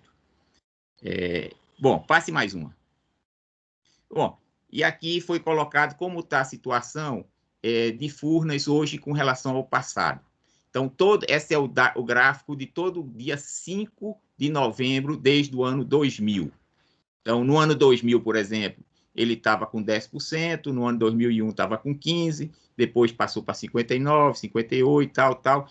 Teve em 2012 25%, em 2014 teve 12%, 2017 10%, 14%, 16% e hoje está com 26%. Então, é importante dizer que ele está na melhor situação do que os últimos 3 anos para trás. Não é nada confortável, mas já teve uma situação um pouco pior. Que ruim, mas já teve pior. Passe mais uma. O problema, dá para ver que Peixoto é um pouco diferente disso, porque até 2013 ele tinha uma restrição que impedia dele rebaixar. Com a retirada dessa restrição por Furnas, ele começou a rebaixar e aí as condições de operação dele se alteraram profundamente. Então, um reservatório que ficava entre 70% e 70 e poucos por cento passou a operar a níveis de 26%, 22%. Teve um ano bom que foi 2016, mas ele realmente tem um comportamento diferenciado, por exemplo, do que é Furnas, que já teve problemas lá nos anos 2000. O Peixoto veio apresentar problemas a partir de 2014. Bom, dito essas palavras, tá certo? De esclarecimento, porque as pessoas ficam dizendo que está se mandando água para a hidrovia, tá certo? Quando, na verdade, a hidrovia que o ONS está operando é para manter o nível do reservatório de Ilha Solteira, mas não precisa de água para o barco andar, precisa desse nível. E o que é que ocasiona? O bloqueio no reservatório de Ilha Solteira de 45% do seu volume útil. 45% do volume útil estão bloqueados para manutenção desse nível mínimo da hidrovia, que tão logo seja retirado, aí vocês vão perguntar que data vai ser retirado, A última informação disponível da ANA é que é 2013, 2023, 2024, é por aí, tá certo? Então, não é para discussão nessa sala tirar o derrocamento, porque nós não vamos, nesse período chuvoso, ou nesse período seco agora, tirar as pedras, porque estão dizendo que é 2, 3 anos. É para ser uma discussão na outra sala, que é a sala que discute regras mais de longo prazo. Tudo. Nessa sala aqui, infelizmente, as pedras vão ficar até o período chuvoso, pelo menos. Então, eram essas as explicações. Eu sei que tem questionamentos, o Anderson já levantou a mão. Eu vou dar oportunidade, antes, para você falar, com a consciência de que de utilizar o tempo da melhor maneira possível. Anderson.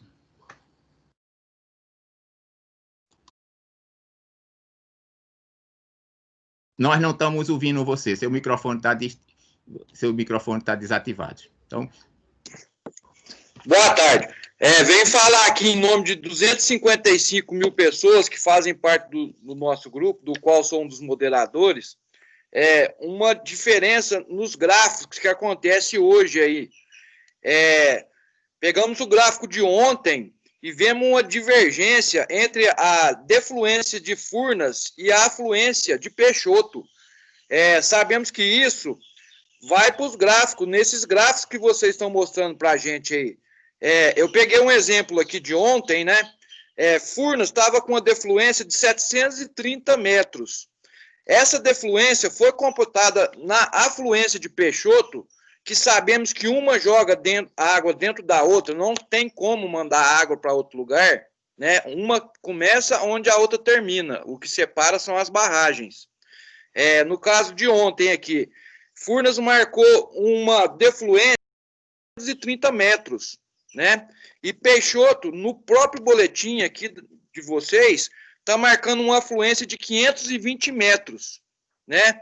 Isso dá uma divergência de 179 metros, que é maior do que a afluência que Furnas recebe. Eu queria saber para onde que vai essa água, sendo que eu conheço aqui, está na porta da minha casa, não tem um lugar que pode sair essa água. Sabemos que a computação de tanto evaporação como irrigação, infiltragem do solo, ela é computada na porcentagem, não na afluência e defluência de qualquer reservatório, sendo que isso acontece só aqui no nosso. E outra questão também, a divergência que há entre afluência e defluência de Peixoto.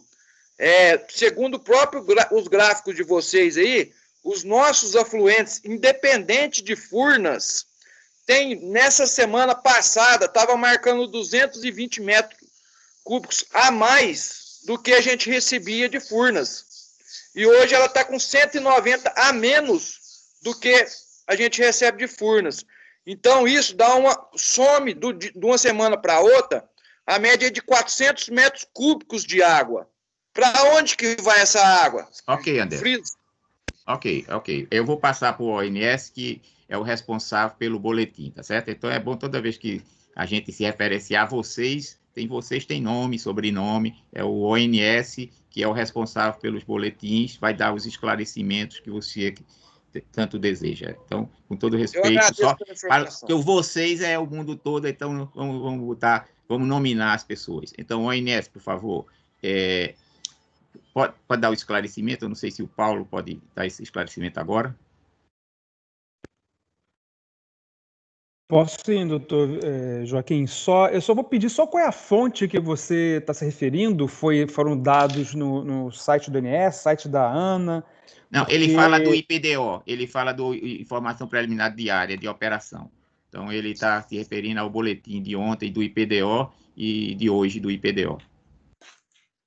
Então, foi o seguinte, eu posso dar um tempo para você olhar? Isso. Vou baixar aqui os dados, porque o senhor sabe que tem processo de consolidação. Ok. Então, ele vai dar uma olhada e vai. O Rogério Fernandes gostaria de comentar também. Então, Rogério, tem aí seus minutos para comentar. Obrigado pela oportunidade, doutor Joaquim.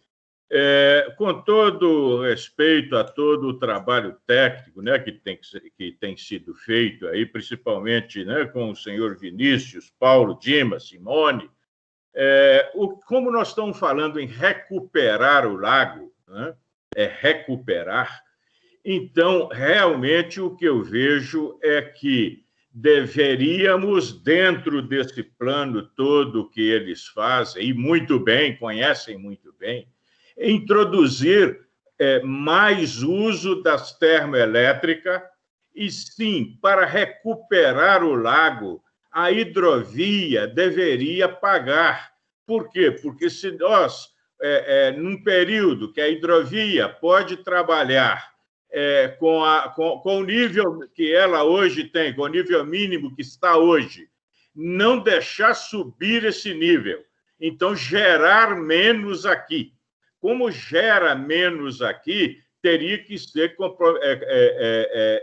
complementado com a geração térmica e que a hidrovia pague por isso, porque nós já mandamos essa água para baixo, né, para completar o nível deles. Então, agora, não deixem subir mais do que o mínimo, como estão fazendo, como estão controlando agora com muito mais detalhe, né, para não passar lá do nível mínimo necessário, e aí produzir menos em Furnas, que é realmente muito especial, porque realmente vocês viram que a cota 762, no passado, ela foi respeitada. Então, a minha intervenção hoje, ou a minha sugestão hoje é utilizar nos programas as termoelétricas e que a hidrovia pague pelo uso para que a quantidade de água que vá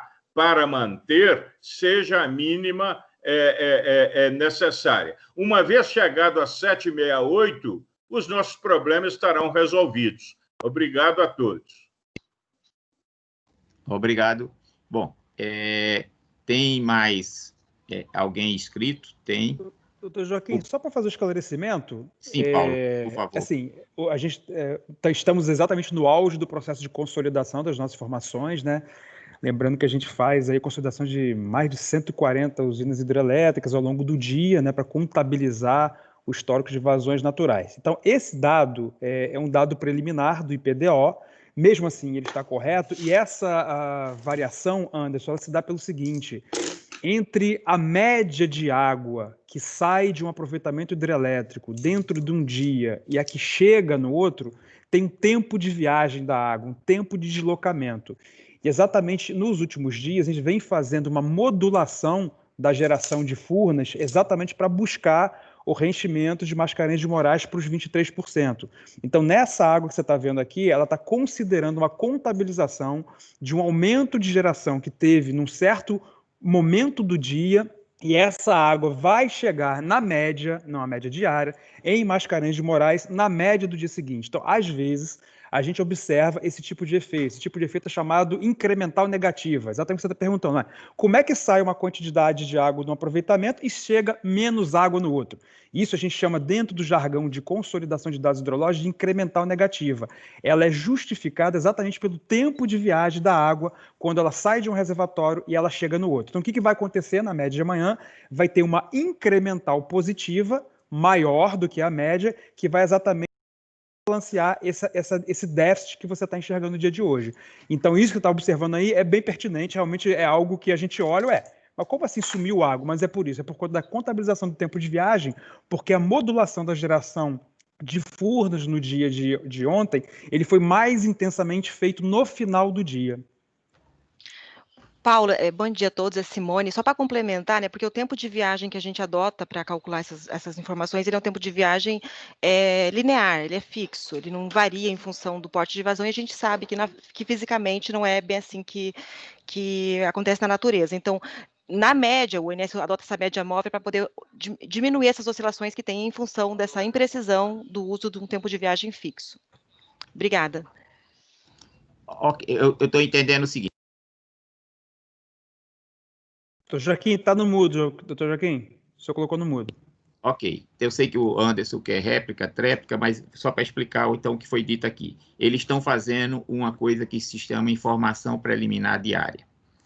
E, ao final de um período, uma semana, sei lá, o dia que eles fazem a revisão. Tanto é assim que o boletim, se você procurar o boletim do dia de ontem, ele não está mais disponível. Por quê? Porque ele foi revisto e tem novo site. Então, a revisão que eles fazem, tá certo? Leva em conta todos os aspectos e, eventualmente, um erro que aconteça, eles fazem a revisão. O que a Simone está colocando é que tem um tempo médio de viagem que eles fazem para fazer essa contabilidade do Brasil todo, tá certo? Então, é nessa lógica que ele está fazendo. Agora, se você olhar a média do mês, a média da semana, esse tipo de coisa que engloba menos erro, deve estar correto. Então, a Simone depois vai colocar-se à disposição para, se você precisar, conversar com ela e ela dar a explicação um pouco mais detalhada para a gente não passar a reunião detalhando isso. Então, Simone, se você receber um telefone do Anderson, por favor, atenda com a melhor presteza e dê essa explicação um pouco mais longa, tá certo?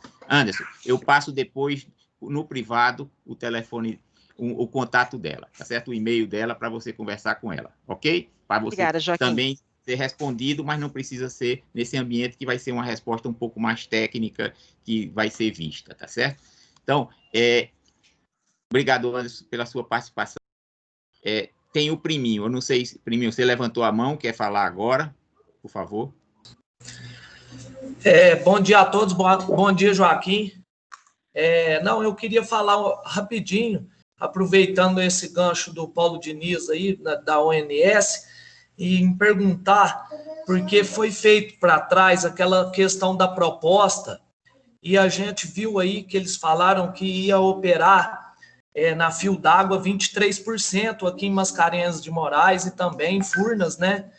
E eu queria saber, porque na proposta anterior, entra até que no chat nós colocamos o gráfico, na proposta que vem sendo discutida em outra sala, sabendo que essa sala é de acompanhamento, na outra sala foi proposto a 30%. Lembrando que na reunião ainda Furnas mostra na reunião falando que nós temos o problema da navegabilidade abaixo desses 30%. Se o Paulo Diniz puder puxar aí no chat e olhar que existe essa proposta a trabalhar fio d'água a 30%, nós colocamos aí da página no chat e poder explicar para a gente o porquê que abaixou para os 23%, entendeu? Trazendo esse prejuízo, não só o prejuízo, como esse problema para a nossa região. E agradecer pelo acompanhamento e poder ir discutindo outras questões em outras salas. Obrigado aí pela participação e tenha um bom dia. Okay. E esperando a resposta para o Rogério Fernandes também, quem sabe a hidrovia arcar com esse custo das termoelétricas. Essa resposta não vai ser dada por nós, porque independe daqui dos técnicos dizer quem paga ou quem não paga custos de um sistema elétrico nacional interligado. Então, combinado. Então, essa resposta, o setor elétrico está aí, ouviu e deve, vamos dizer, pensar no assunto. Agora, particularmente, a Agência Nacional, ela não tem envolvimento nessa questão de custos, né? Obrigado. Bom, obrigado, Priminho, como sempre, também pela participação. Bom, então, ficou uma pergunta, né, que é a questão aí dos 30%, que vocês propuseram, né, e que o ONS está dizendo que na proposta dele é 23%, e está falando um pouco mais, está falando que está reavaliando a proposta. Então, eu cito um fato agora importante, que não tem a ver com essa sala, tem a ver com a outra sala, tá certo? É que existe uma proposta e não tem, vamos dizer, um acordo, né? Essa é a grande discussão que nós temos. A partir do momento que tivesse um acordo, uma contraproposta, uma coisa, fica fácil de cumprir e cobrar, tá certo? Hoje, o que está acontecendo? O ONS está se comprometendo a operar segundo a proposta dele, nas condições que ele puder, tá certo? Mas sem um acordo. Isso enfraquece, porque esse pedido que Priminho fez dos 30% poderiam estar sendo discutido dentro de uma proposta que fosse acordada por todos. Mas como na última reunião o Tadeu, vou falar pessoalmente, porque Tadeu sempre me cita, disse que não iria fazer proposta, que a proposta era inaceitável, então ficou sem proposta. Então nós hoje estamos sem proposta. Até eu sugeri que todas essas coisas que estão acontecendo a pior deviam ser compensadas no período chuvoso. Por quê? No período chuvoso se tem mais controle sobre o assunto. Então, se eles propõem 500 metros cúbicos por segundo no período chuvoso de máxima, vamos rediscutir o número 500 para adequar ao que, por exemplo, deixou a mais no período seco, tá certo? Se eles propõem 4 meses de período chuvoso para travar os 4 meses, vamos discutir mais um mês, pelo menos, de 5 meses, para travar o reenchimento e garantir que, ao final do período, a regra de transição cumpra a sua finalidade maior, que é deixar os reservatórios de Furnas e Mascarenhas num nível mais adequado, que possa dar tranquilidade para discutir uma questão de uma maneira mais tranquila, com os reservatórios acima dessas 762, acima dos 663, que isso vai ser importante para a discussão futura. Então, essa foi minha ponderação, mas não foi aceita. E na mesma hora eu disse, se não é aceito, eu retiro minha proposta e deixa como está o ONS apresentando essa discussão, tá certo? Bom, então, feito esse desabafo, que eu acho que a gente devia ter tentado ter um entendimento e um acordo para que essas coisas ficassem mais visíveis e essas perguntas, como o Priminho fez, de passar de 23 para 30, fazer as coisas que eu também sugeri, pudessem ser incorporadas na proposta de reenchimento, ou plano de reenchimento que o ONS apresentou. Bom, dito essas coisas, Paulo, você tem alguma coisa em relação a esses 30% e esses 23%, por favor?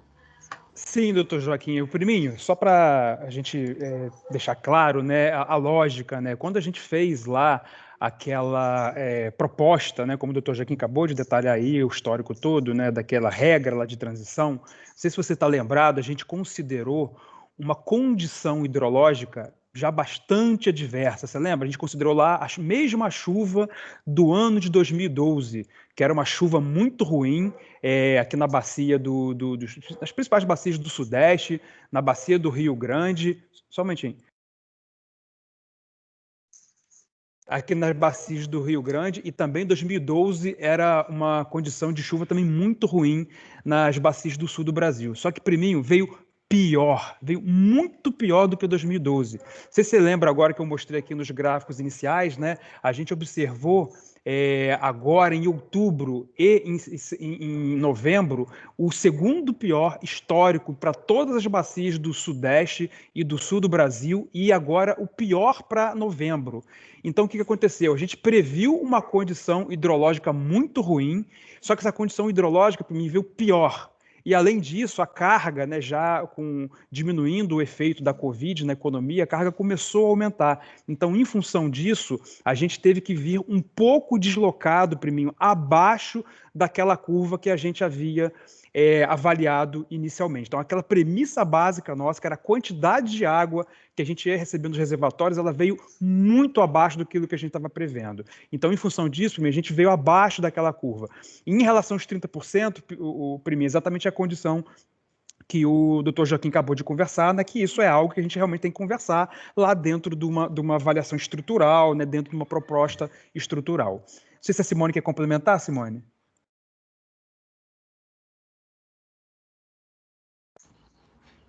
Não, acho que está claro, acho que ficou claro, Vinícius. Ficou claro que até a Luciana também está perguntando, que fez uma contraproposta, mas a operação de Furnas e Mascarenhas são conjuntas, então não dá para ficar fazendo acordos espaciais, quer dizer, então é importante ter essa visão um pouco mais ampla. No chat foi colocado o e-mail da Simone, tá certo? Para que o Anderson e alguém mais que tenha alguma dúvida mais técnica, que quiser tirar na sequência, possa entrar em contato com ela via o e-mail institucional dela, tá certo? Bom, então, nós, como sempre, eu digo, a ideia dessa reunião é dar as informações as mais transparentes possíveis com relação ao que está passando, tá certo? Então, são colocadas as pessoas que operam o sistema, que prevêem as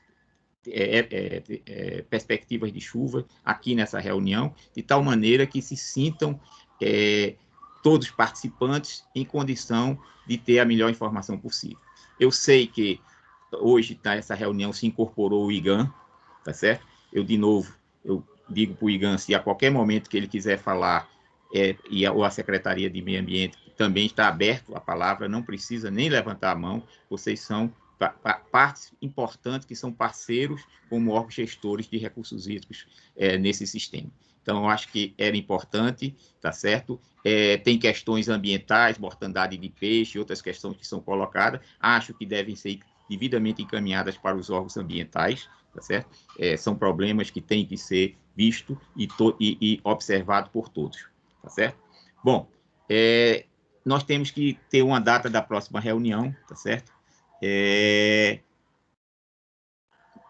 E tem uma pessoa última que está querendo falar, que é a Rosana. Rosana, eu vou dar a você e encerro com você a participação. Então, Rosana, por favor.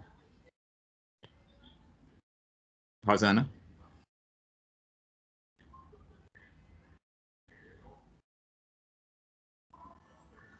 Bom, eu acredito que ela deve estar com algum problema, mas ela pediu para falar. Tadeu, meu amigo Tadeu, que gosta muito de mim, toda vez me cita. Então, Tadeu, por favor. Doutor Joaquim, tudo bem? Tudo bem, meu amigo. Você é do meu coração, você sabe disso. Doutor Joaquim, eu e ele já estamos com uma relação tão assim particular um com o outro. A próxima, assim que a gente terminar isso daí, a gente vai ter que achar oportunidades de continuar se encontrando. Claro. E pessoalmente, viu, Tadeu? Com certeza, doutor Joaquim. O senhor vai vir aqui no Lago de Furnas comer um peixe comigo aqui, se Deus quiser. Doutor Joaquim, primeiro, deixar claro, entendeu, que a gente realmente teve aquela negativa a proposta que havia sido feita, mas depois, no final da reunião, o Luiz Sioc, da ONS, ficou de fazer essa proposta de uma forma mais elaborada, mais didática, para que a gente pudesse conhecer. Então, nós estamos aguardando. Aquele momento, realmente, houve uma negativa, mas nós estamos aguardando essa proposta de uma forma mais didática, como foi prometido pelo ONS, para que a gente possa compreender melhor e avaliar. Em segundo lugar, só ressaltando que, na verdade, não se trata de uma primeira proposta. Se trata de uma mudança de proposta, na qual constava que a gente ficaria um mês a mais no período de transição, porém a gente aumentaria em 200 metros cúbicos por segundo, de 600 para 800, a vazão máxima média mensal, né? Então, assim, o que a gente negou, na verdade, foi essa mudança de 600 para 800, por esse um mês a mais. Depois o Vinícius explicou, o Sioc disse que enviaria para nós, então nós estamos aguardando para poder avaliar. Em terceiro lugar, eu até fiz questão de conferir isso no vídeo da penúltima reunião nossa do grupo de trabalho, não aqui da sala de acompanhamento, mas foi falado pelo senhor, pelo Vinícius, eu acho que pelo doutor Sioc também, mas pelo senhor e pelo Vinícius eu tenho certeza, ou seja, pela ANA e pelo ONS, seus representantes, de que a primeira proposta que foi colocada, aquela que até outubro operaria com a vazão de 1.000 metros cúbicos por segundo e a partir de novembro com a vazão máxima, média máxima mensal, né, de 600 metros cúbicos por segundo, seria cumprida independente ou não do nosso aceite, porque vocês já queriam resolver o problema. Então, assim, é só para esclarecer essa questão, porque, na verdade, houve uma negativa desse aumento para 800.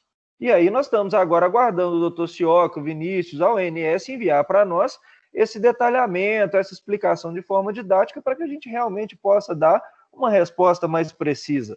E, de qualquer forma, nós já estamos contando com o cumprimento da primeira proposta, que, independente ou não de ter sido aceita, foi falado e está gravado de que seria cumprida, certo, independente ou não do nosso aceite.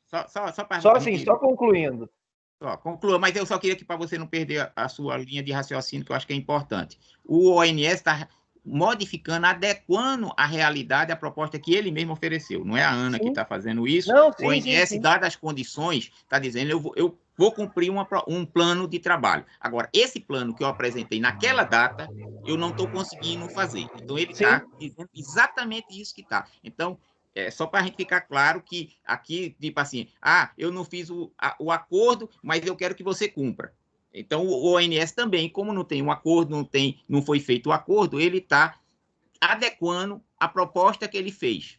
Nós estamos aguardando, então, eles mandarem para a gente detalhadinho, assim, que aí a gente conversa melhor. Inicial do acordo, se tivesse um acordo, a gente teria muito mais condição de pressionar eles agora, tá certo? Porque os dois se comprometeram. E ele agora está adequando ao acordo dele. Pronto. Então, esse é o ponto importante. Prometido que seria cumprido, foi. Não, prometido é que eu estou dizendo. Você mesmo disse que não queria porque era 762. Não, eu falo a primeira. A primeira.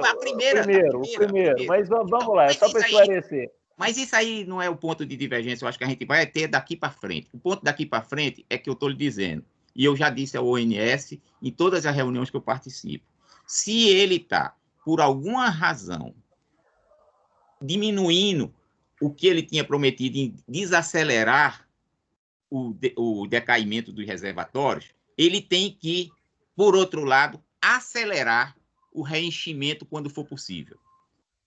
Veja o que eu estou dizendo.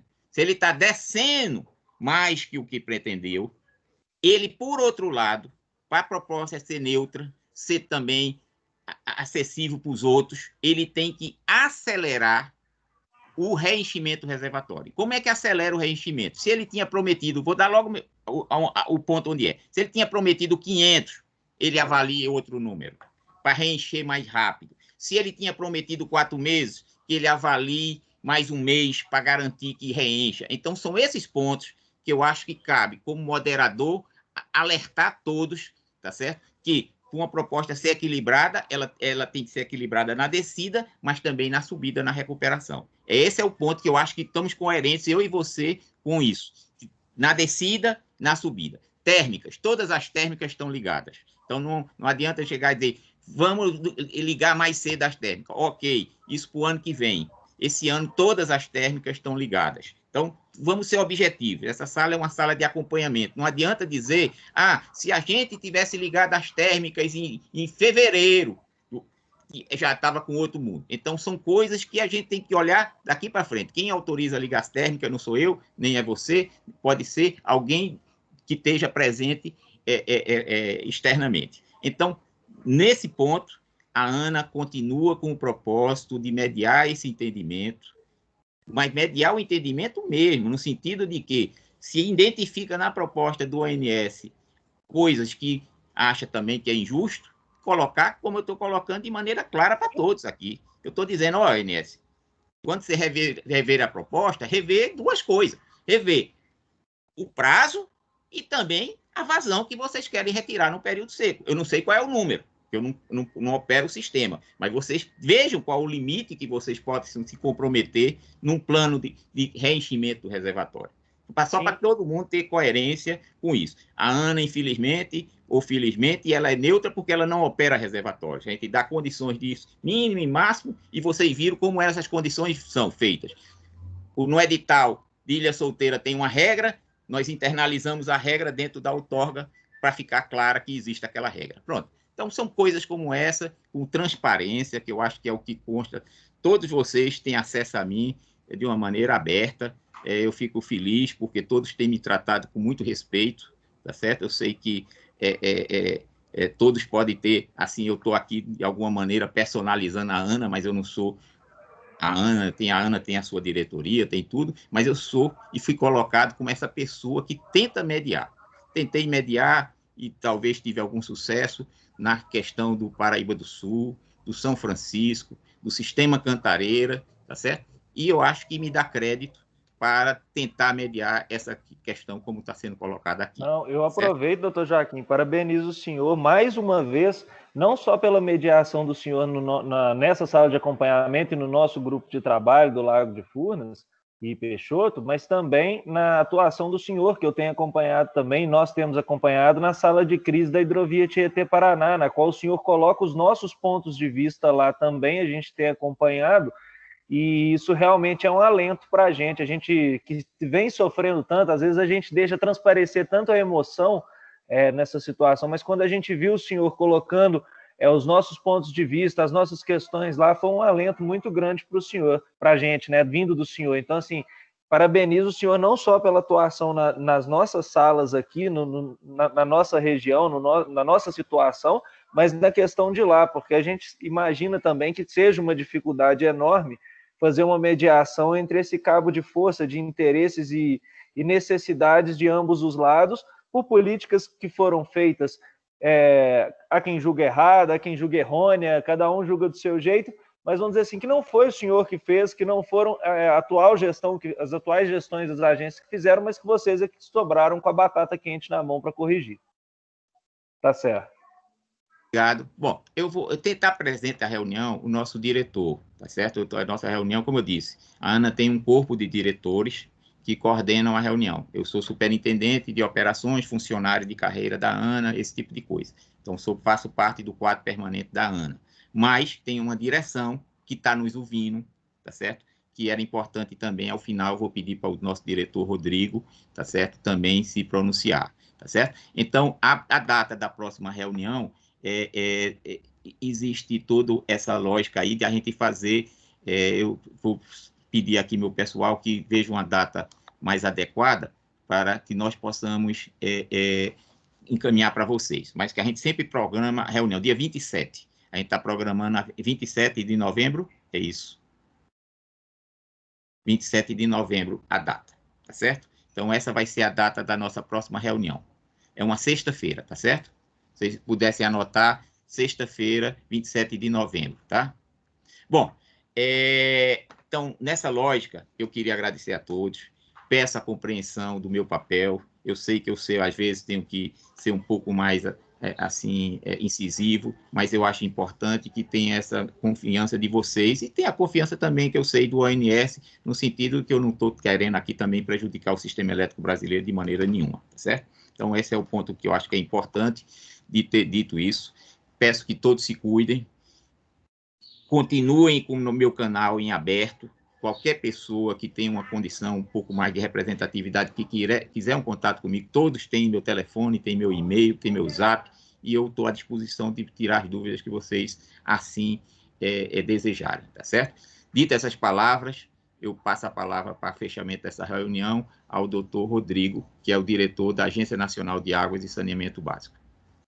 Bom, muito obrigado, doutor Joaquim. Bom, parabéns a todos aí pelo grupo de trabalho aí de acompanhamento. Eu acho que é muito importante a manutenção desse trabalho, é uma oportunidade de todos saberem em detalhes como funciona o Sistema Interligado Nacional, saber em detalhes como funcionam as regras operativas, sanar dúvidas. E eu creio que a Ana, aí na figura do Dr. Joaquim, vem realizando, eu não canso de elogiar o Dr. Joaquim, vem realizando um trabalho muito importante, no sentido do que ele já disse agora, de mediar esse entendimento. E ele vem fazendo isso com presteza, com firmeza e com muita competência, tá? Além do crédito que ele tem aí pelo trabalho e pela experiência de anos a fio de acompanhamento aí na área de gestão de recursos hídricos, ele também tem conhecimento, tá? Então, fiquem tranquilos que eu tenho acompanhado todas as reuniões, todas elas eu faço parte, às vezes os senhores não me veem aí ao vivo e a cores, mas fiquem tranquilos que eu tenho acompanhado, porque a gente faz relatos semanais e relatos pós-reunião a todos os membros da nossa diretoria colegiada e reuniões quando necessário também. Então, fiquem tranquilos que a Ana vem exercendo esse papel de mediação de maneira muito competente aí na figura do Dr. Joaquim Gondim. E é isso, eu agradeço a todos aí e contamos com todos aí na próxima reunião agendada aí para o dia 27/11, que são oportunidades ímpares, né, de todos terem conhecimento e o detalhamento de como funciona o sistema e como funcionam as regras. O exemplo típico aí foi o exemplo do Anderson, que ele estava com uma determinada dúvida aí sobre a defluência de Furnas e a afluência a Peixoto, foi esclarecido pelo ONS, e é assim que eu acho que as coisas vão caminhando a partir de um consenso. A situação é complexa, mas eu acho que o papel da Ana aí de mediação, eu acho que está propiciando o entendimento de todos das condições objetivas e subjetivas aí de operação dos nossos reservatórios brasileiros, tá? Então, muito obrigado a todos mais uma vez, boa tarde, bom almoço e até sexta-feira, dia 27 de novembro. Muito obrigado. Grande abraço.